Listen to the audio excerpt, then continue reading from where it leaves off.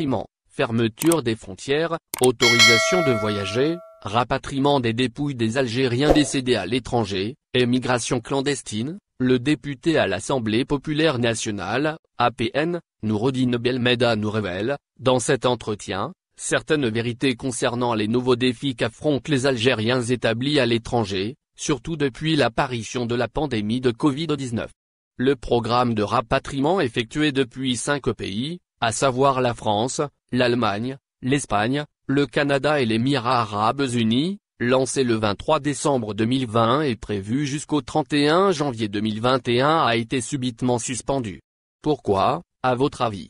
Croyez-moi, je n'ai pas cessé, à travers le courrier, de sensibiliser les hautes autorités du pays, dont le président de la République et le Premier ministre, leur demandant d'ouvrir les frontières pour permettre à nos concitoyens bloqués de pouvoir rentrer au pays. Au départ, il y a eu un écho favorable à nos sollicitations et une promesse que l'opération de rapatriement allait être facilitée et surtout qu'elle n'allait pas être stoppée.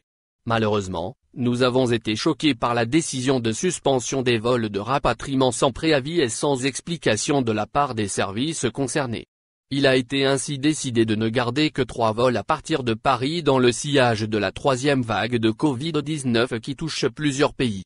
J'ai alors saisi, avec mon collègue le sénateur Abdelouahab Ben Zaïm, le président de la République lui demandant d'ouvrir des dessertes à partir de tous les pays et sans inscription préalable et d'autoriser nos ressortissants à rentrer au pays via d'autres compagnies aériennes. À combien estimez-vous le nombre d'Algériens coincés aux 4 coins du monde? Je n'ai personnellement pas de données exactes, mais je sais qu'il y a beaucoup de nos concitoyens qui avaient dûment quitter le territoire national avec des visas touristiques et qui sont bloqués à ce jour, notamment en Turquie où ils sont des milliers. C'est-à-dire qu'il y a un nombre considérable d'Algériens attendant avec impatience de rentrer au pays pour différentes raisons, dont la scolarité des enfants et les malades. Il y a hélas des cas tragiques qui nécessitent urgemment d'être rapatriés. Figurez-vous que certains avec qui nous avons échangé éclatent en sanglots quand ils racontent leur souffrance de ne pouvoir rentrer en Algérie. Le gouvernement a fait machine arrière sur l'engagement de l'État à prendre en charge les frais de rapatriement des dépouilles des Algériens décédés à l'étranger.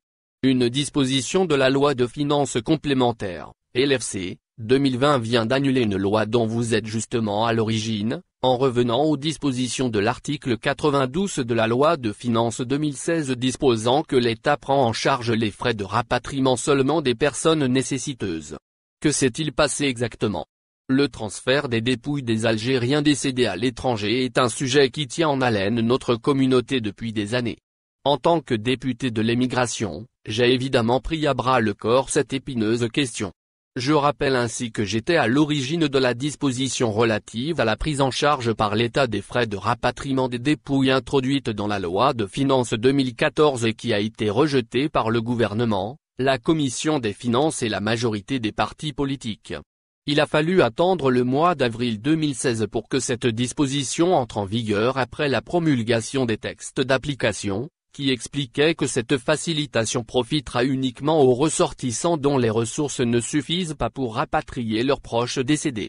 Depuis, des dizaines de milliers de dépouilles ont été rapatriées jusqu'à l'arrivée du président Tebboune, qui a élargi cet avantage à tous les Algériens décédés à l'étranger, quel que soit leur statut social, c'est-à-dire exactement comme je l'avais proposé dans la première mouture. Mais coup de théâtre, cette disposition a été une nouvelle fois amendée avant son adoption en mai 2020, dans le cadre de la loi de finances, quand le gouvernement avait invoqué les effets de la double crise financière et sanitaire. On est revenu à la formule de 2015, qui limite la prise en charge des rapatriements des dépouilles aux seules personnes nécessiteuses. Depuis quelques mois, 4 jeunes Aragas observent un sit-in devant le consulat d'Algérie à Alicante pour demander des laissez-passer pour revenir en Algérie. Que savez-vous de cette histoire? Oui, en effet, c'est la triste réalité que vit un nombre important d'Algériens qui ne disposent pas de documents de résidence ni de passeport, parmi eux, ceux qui étaient arrivés ces derniers mois en Espagne à bord de ces embarcations de la mort.